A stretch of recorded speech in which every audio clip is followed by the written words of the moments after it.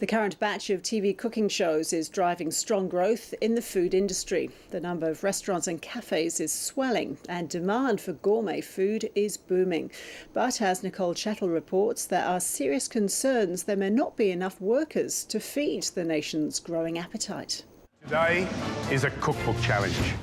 Australia's a nation of food lovers, and the idea that anyone can do this at home is boosting business. Peter Trioli's been running cooking classes in Hobart for 15 years. Suddenly, they're booked out, and TV shows are fuelling demand for specialty foods. Immediately, people were coming in and phoning us and wanting those ingredients that they were using on MasterChef.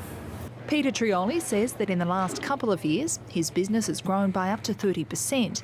Industry analysts are tipping 60% growth for the gourmet food industry in the next 5 years, and restaurants and cafes should do well too. We're expecting him to grow by around 22% over the next 5 years, driven by 4% growth this year. The economy seems to be picking up, unemployment's falling, and consumer spending has picked up again.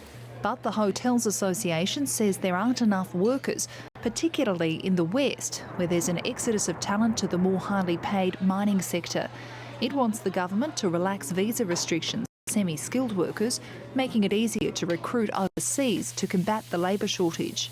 Restaurants are not going to have staff, cafes are not going to be able to open, and hotels are not going to have the staff to properly service all of those rooms. But any shortage of workers is music to the ears of these apprentice chefs. Excellent news.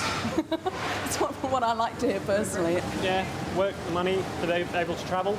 The one beauty that we have here is that we will actually train to an industry standard, and we will utilise the industry and hands-on options so that students come out literally being able to walk straight into the business. But training takes time, and the Hotels Association says the industry should hire more mature age workers to immediately bolster the workforce, because when it comes to the business of food, Australians have an insatiable appetite. Nicole Chettle, ABC News.